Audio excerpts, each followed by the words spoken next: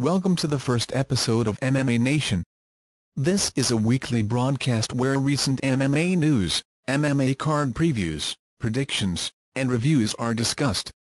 Then once a month, updated MMA and UFC rankings are revealed. I am Juan Pablo Dominguez Sanchez Chavez Gomez Lopez, Guerrero. In this episode I will discuss the recent hoopla of Frank Mir's comments, WEC47 predictions, and well shit. That's it. First, the hoopla over Frank Mir's comments about Brock Lesnar. If you have no idea what I'm talking about, then recap. Frank Mir was on Mark Madden's radio station and said, "I'd rather go ahead and say what's on my mind than to sit there and come up with some PC. Oh, the guy is a great fighter and I have a lot of respect for him. If I don't mean it, why is it even coming out of my mouth? I want to fight Lesnar. I hate who he is as a person. I want to break his neck in the ring. I want him to be the first person that dies due to octagon-related injuries. That's what's going through my mind." First, Frank really didn't sound too serious when I listened to it. Second, Brock Lesnar isn't a saint himself. Let's not forget his antics after beating Heath Herring at UFC 87, his comments before fighting Randy Couture at UFC 91, and obviously his antics and comments after beating Frank Mir at UFC 100. Third, isn't what Frank Mir said what many people are thinking but won't say it.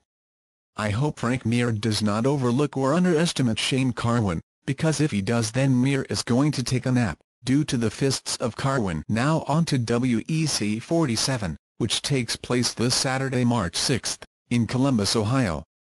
With the main event for the WEC Bantamweight Championship with the champion Brian Bowles facing the challenger Dominic Cruz. First I will predict the prelims and then move on to discussing the main card, so let's get the show on the road. Okay, first fight on the prelims I have Courtney Buck vs Fredson Pixow.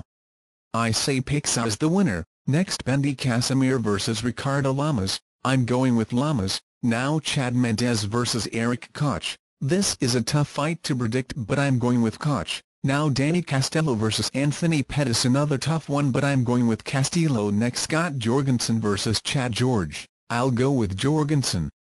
Last fight on the prelims is Leonard Garcia vs George Roop. I'm going with Garcia, he is just more well-rounded than Roop. So recap, I have Pixow over Buck, Lamas over Kamir, Koch over Mendes, Jorgensen over George and Garcia over Roop. Now on to the main card. First fight I have is Bart Palasuski vs Karen Darabedian. Both fighters are coming off split decision victories, Bart beating Anthony Pettis at WEC 45, and Karen beating Razor Rob McCullough at WEC 44. The ground game, I would have to give to Bart. I see Bart having the better skills on the ground. Stand-up wise I would go with Karen, he's the better boxer and after his performance against Razor Rob, I think Karen can handle Bart stand-up. I really don't see either one to finish the fight, so the question is who gets the decision. I see Darabedian repeating what he did against McCullough and getting another decision, so Karen Darabedian by split decision. Next fight is Davidas Torosavicius vs LC Davis. This is a very tough fight to predict, both are very good fighters. Davis is a very good at BJJ and Torosavicius is a great wrestler with good ground and pound. Even though Davis is a great BJJ fighter, I don't see either fighter finishing the fight. I think this fight is going to a decision, so if Davis wants to win he must keep this fight standing. It's a small advantage but I do give a stand-up advantage to Davis. For Torosavicius to win, I think he must take this to the ground and pound all 3 rounds, and stay out of Davis's submissions. So which is it? Well, it's the toughest fight to predict on this card but I'm going with Davidas Torosavicius by unanimous decision. Next fight I have Jens Lil Evil Pulver vs Javier Showtime Vasquez. I thought Lil Evil retired after his last fight, I guess not. Well, I don't see Lil Evil winning this one either.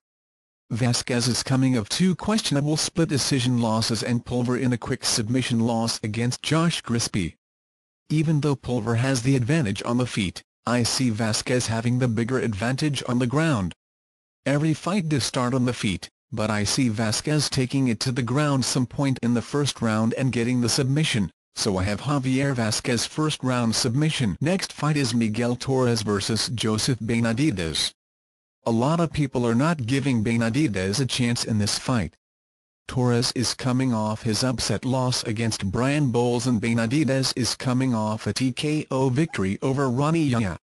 Okay, I don't see Benavidez stopping Torres, but I do give him a chance to win a decision due to his wrestling ability and staying out of submissions. But if you listen closely, I said a chance, because I don't see that happening. Torres, besides wrestling, has the advantage in every area. Torres is more well-rounded than Benavidez, and I see Torres keeping it standing for all 3 rounds and picking Benavidez apart to a unanimous decision.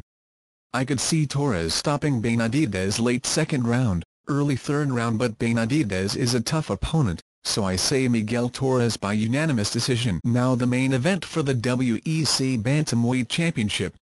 Brian Bowles, the champion, taking on Dominick Cruz, the challenger. Brian Bowles is undefeated and not getting the respect he deserves, and I would have to say the same thing for Cruz. Dominick Cruz's only loss is against Urijah Faber, and that was 3 years ago. This fight is going to be a war. Both fighters are very well-rounded. If this fight does not go to a decision, it will be due to a mistake. That's what I see happening. I see Cruz getting clipped in the third round and attempt to take Bowles down and gets caught in a guillotine. So even through it will most likely go to a decision in Bowles' favor. I predict Brian Bowles to retain the WEC Bantamweight champion with a third-round submission due to a guillotine. Well, that's it for the first episode of MMA Nation.